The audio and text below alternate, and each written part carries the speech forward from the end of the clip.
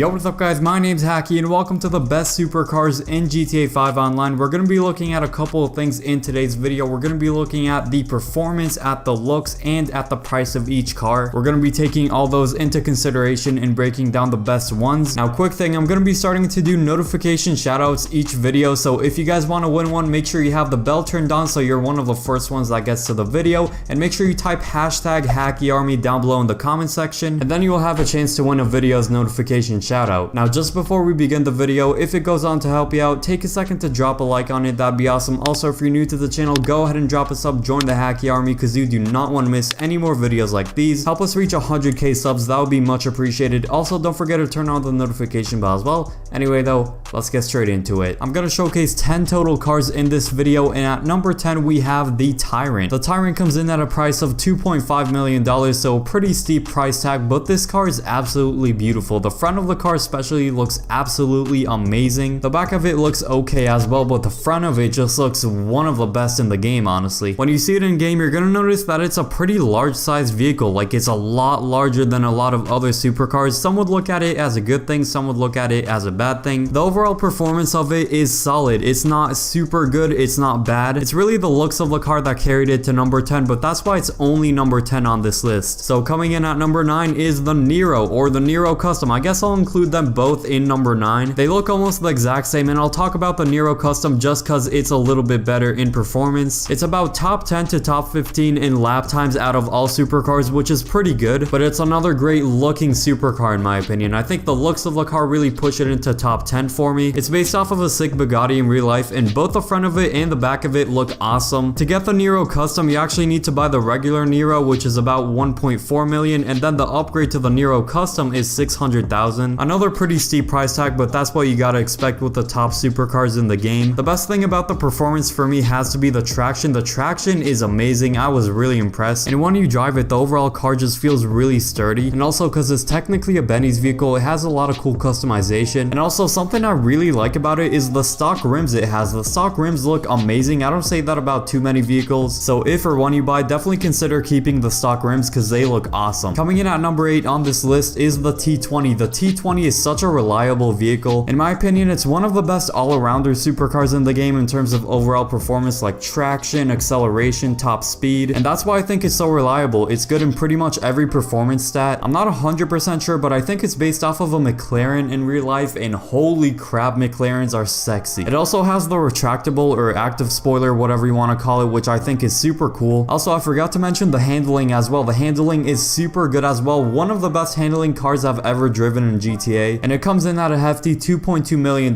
but it is what it is. Anyway, just a great, sleek looking all-arounder supercar. And now coming in at number 7 is the Vizioner. I like to put a French twist on it, like Vision.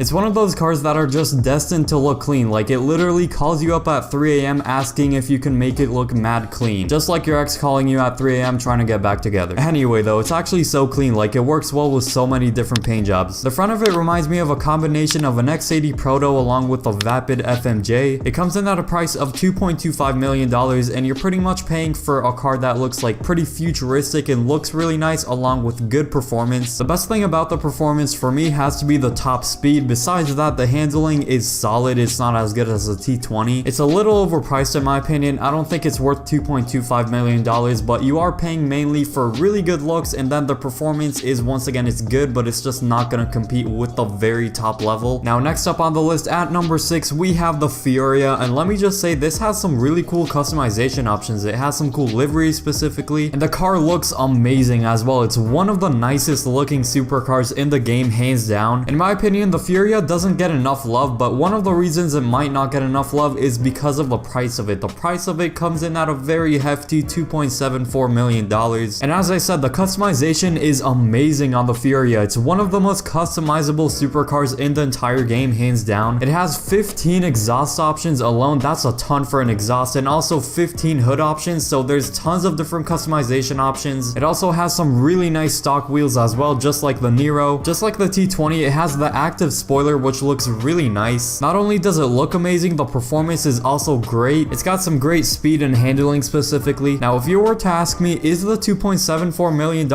worth it for this vehicle? You'd be surprised, but I'm gonna say yes. I know that's pretty bold to say for a car this expensive, but I think think the fact it's expensive is the only downside to this vehicle. Customization is great, looks is just a 10 out of 10, performance is great as well, and the only downside is the price. So I'd say only buy this vehicle if you have millions to spend. If you don't, then definitely invest in other stuff. But if you have money to have fun with, this toy is amazing. At number 5 now, we have the Thrax. I know the Thrax is a fairly common supercar to see in people's garage, but that's not going to stop it from being on this list. The Thrax, first of all, looks amazing. It looks super unique. There's definitely no other car that looks anything like it in the game. I'd say top speed or traction is where it shines most in performance. Both of those are really good. It also has some good handling as well. This is also another car that has amazing stock wheels. If you guys haven't seen the stock wheels, definitely go check them out. They look amazing. The front of it looks extremely unique. As I said, the front of it definitely looks a lot better than the back. The back is no more than okay, I'd say. Unfortunately, when you're driving it, you have to stare at an okay back instead of seeing the beautiful front it has. It comes in at a price of $2.325 million. Another pretty hefty price, but I don't think it's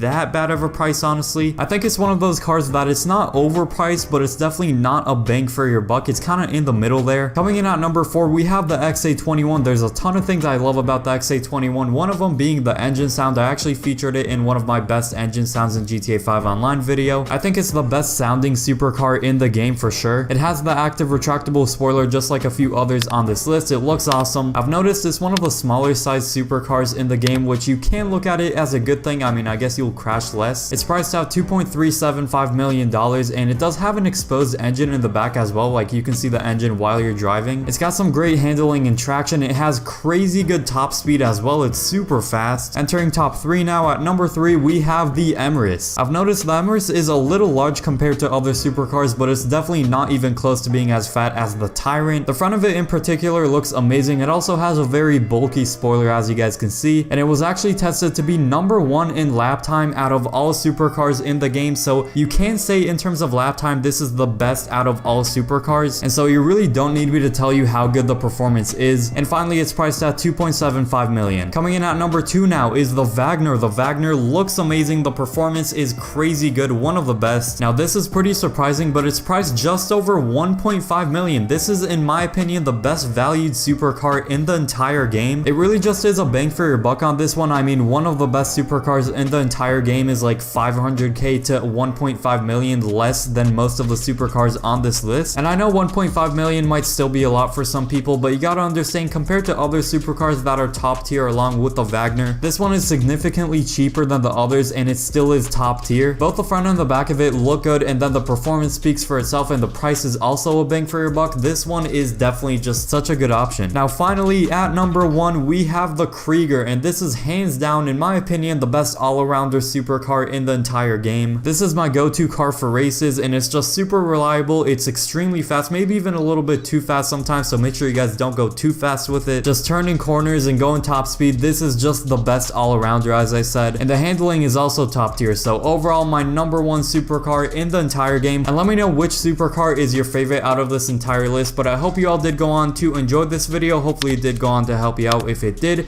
take a second to drop a like on this video, subscribe if you guys are new, turn on the notification bell as well. Anyway though, this has been Hakiii. Have a good rest of your day. I'll see you guys in the next video, and peace.